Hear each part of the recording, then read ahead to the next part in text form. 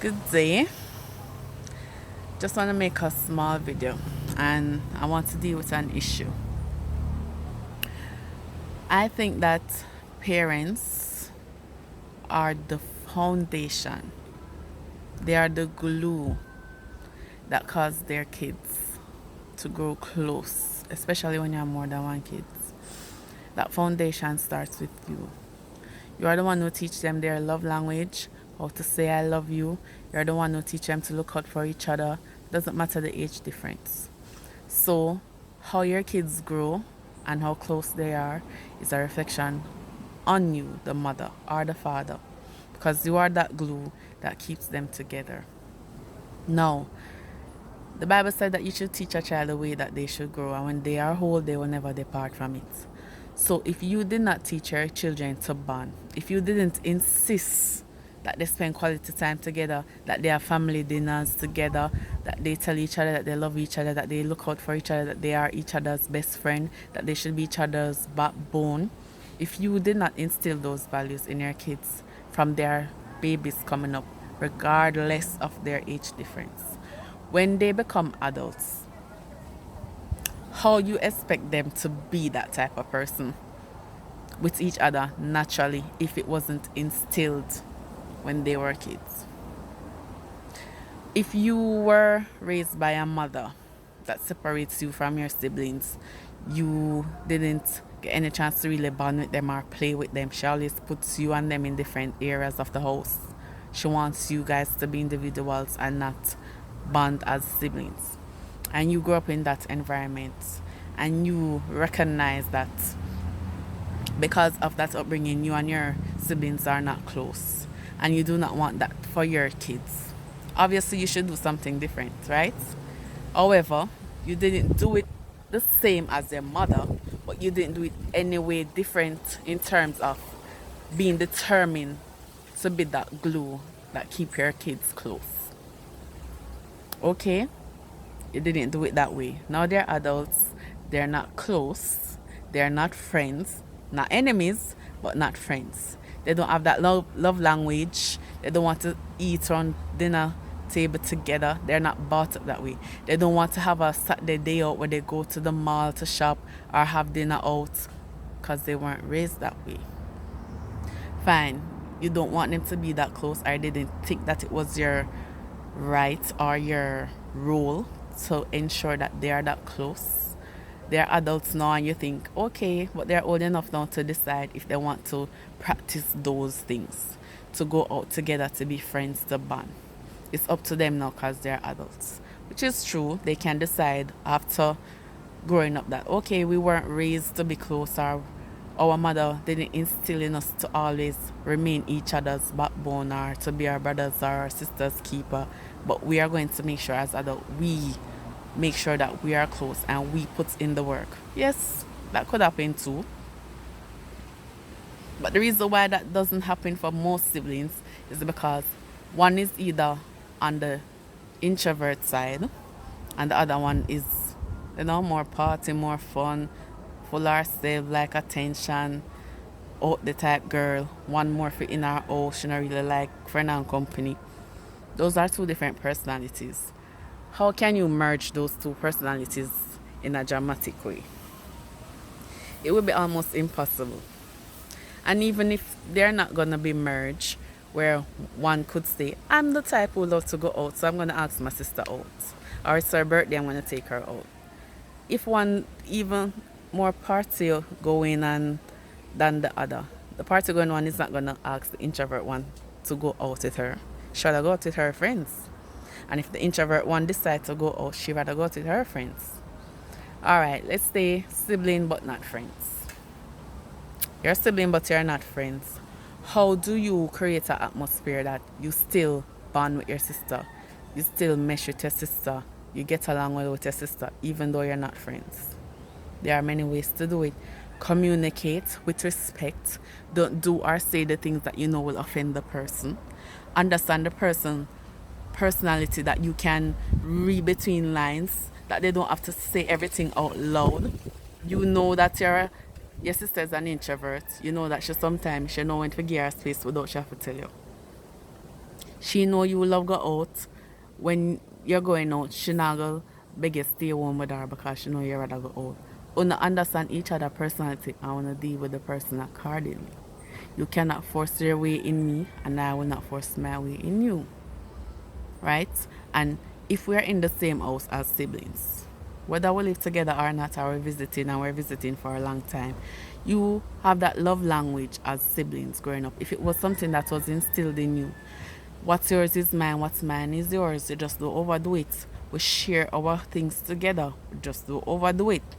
If I borrow something for putting on my ear, I'm not gonna borrow it every day and done it. If you have something and me I go eat some, I'm not gonna eat it off till it done. Me I share with you, but me still I gotta be considerate. Right?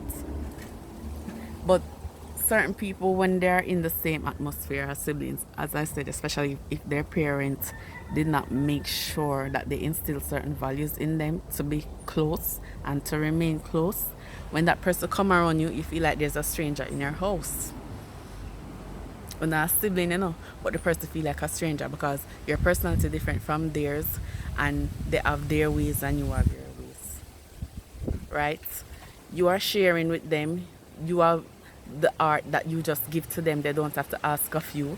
But when you want of them, you have to ask of them. You can't just take something from them, which as I say, you use a conscience and I done it without them say something. Them have to talk and say, oh, you take them things I ain't ask. But you will give them of you without them have to ask you. Now that is what I'm trying to say.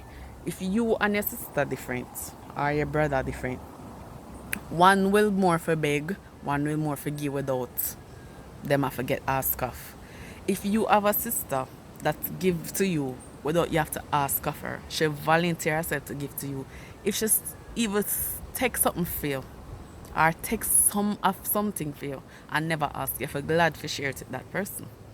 Though, because she not beggy and she not take it neither.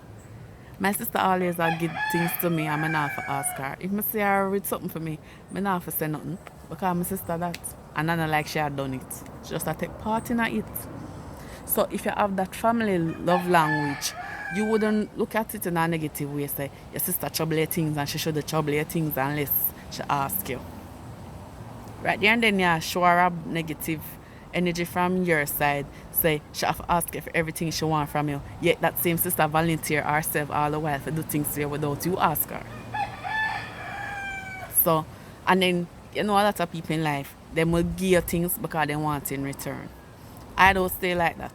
I will give you things, set it and forget it, and I don't even want nothing from you. I give because I want to give. I don't give because I expect back from you. But there are lots of people who are like that. They expect from you, especially when they give you, and sometimes they expect from you even when they not give you. And I think certain respect when it comes on to sibling household, sibling relationship is due. You respect your sister and not talk to her a certain way, you know, run certain joke with her a certain way, you not try to eat below the belt and hurt her feelings. You come to her with love, you keep that love language when you deal with her because your sister that.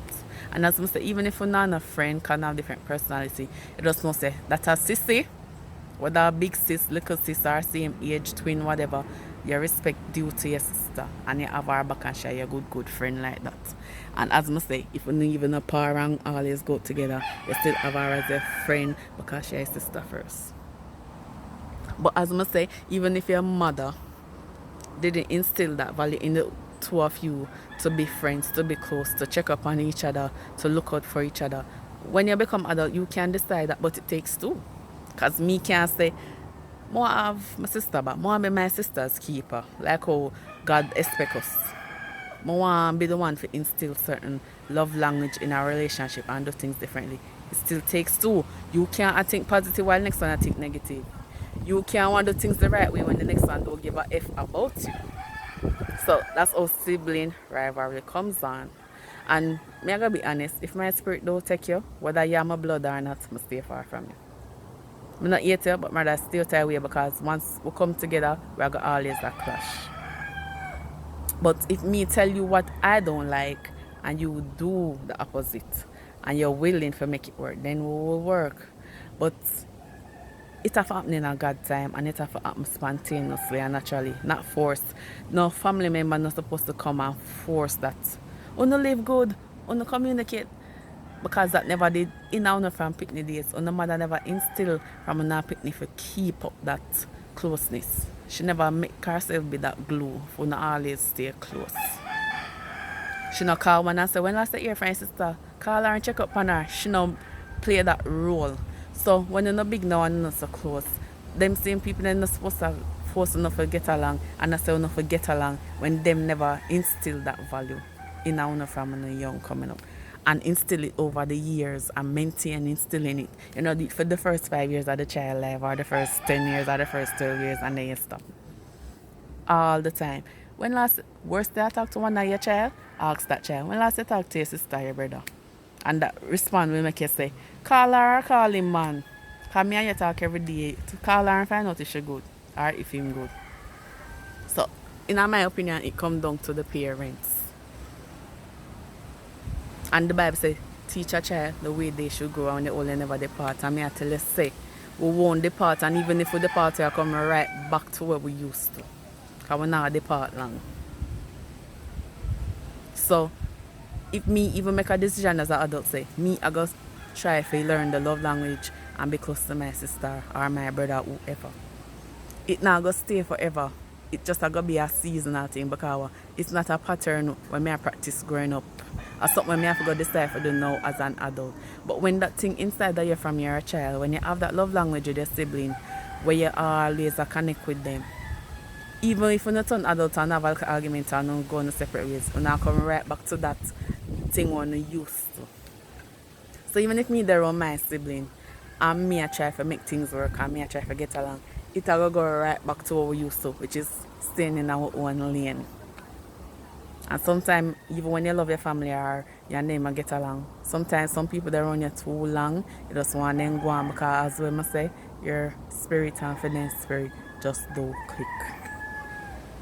But yeah, just that I want to talk about still. Bye people.